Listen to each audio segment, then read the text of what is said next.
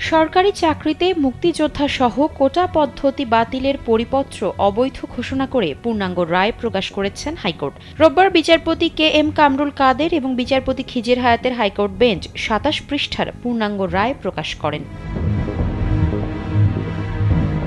রায়ে বলা হয়েছে ২০১২ সালে করা এক রিটের পরিপ্রেক্ষিতে হাইকোর্টের দেওয়া রায় ও আদেশ ২০১৩ সালের লিভ টু আপিলের পরিপ্রেক্ষিতে আপিল বিভাগের তা বহাল ও সংশোধিত আদেশে এবং ২০১১ সালের ১৬ জানুয়ারি অফিস আদেশের আলোকে মুক্তিযোদ্ধার সন্তান নাতি নাতনিদের জন্য কোটা পুনর্বহাল করতে সরকারকে নির্দেশ দেওয়া হলো।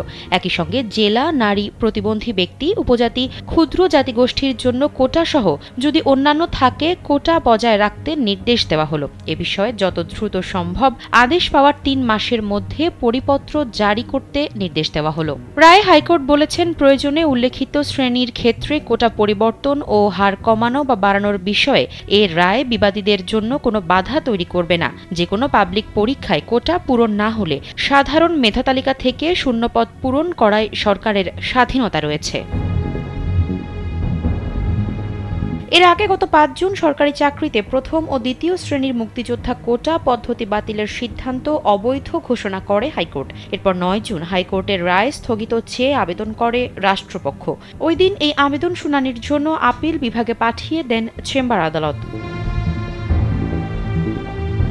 গত ৪ জুলাই প্রধান বিচারপতি ওবায়দুল হাসানের নেতৃত্বে ৬ বিচারপতির আপিল বেঞ্চ সরকারি চাকরির প্রথম ও দ্বিতীয় শ্রেণীতে মুক্তিযোদ্ধা কোটা পদ্ধতি বাতিলের সিদ্ধান্ত অবৈধ ঘোষণা করে হাইকোর্টের দেওয়া রায় আপাতত বহাল রাখার নির্দেশ দেন। পরে ১০ জুলাই হাইকোর্টের দেওয়া রায়ে ৪ সপ্তাহের জন্য স্থিতাবস্থা দেন আপিল বিভাগ।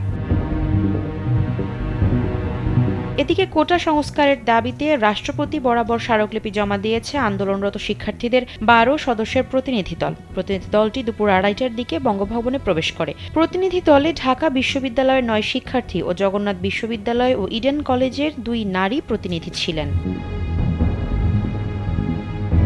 এর আগে ঢাকা বিশ্ববিদ্যালয়ের কলাভবনে গ্রন্থাগারের সামনে বেলা ১১টার দিক থেকেই ছোট ছোট দলে জড়ো হতে শুরু করেন আন্দোলনকারী শিক্ষার্থীরা। পরে দুপুর ১২টায় তারা কেন্দ্রীয় লাইব্রেরির সামনে থেকে এ পদযাত্রা শুরু করেন। এতে ঢাকার সব শিক্ষা প্রতিষ্ঠানের শিক্ষার্থীরা যুক্ত হন।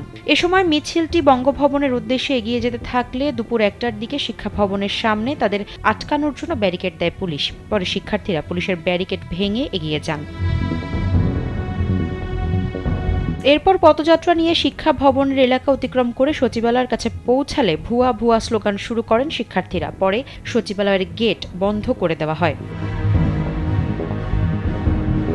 দুপুর ১টা ৪০ দিকে গুলিস্তান 0 পয়েন্টের পুলিশ ব্যারিকেড ভেঙে বঙ্গভবনের দিকে রওনা হন আন্দোলনকারী শিক্ষার্থীরা। বেলা ১১টায় শুরু হওয়া এই গণপদযাত্রায় ঢাকা বিশ্ববিদ্যালয়, জগন্নাথ বিশ্ববিদ্যালয়, ঢাবি অধিভুক্ত ৭ কলেজ, শেরেবাংলা কৃষি বিশ্ববিদ্যালয় সহ ঢাকার বিভিন্ন শিক্ষা প্রতিষ্ঠানের শিক্ষার্থীরা অংশগ্রহণ করেন। আফসারা নাজ, কালবেলা।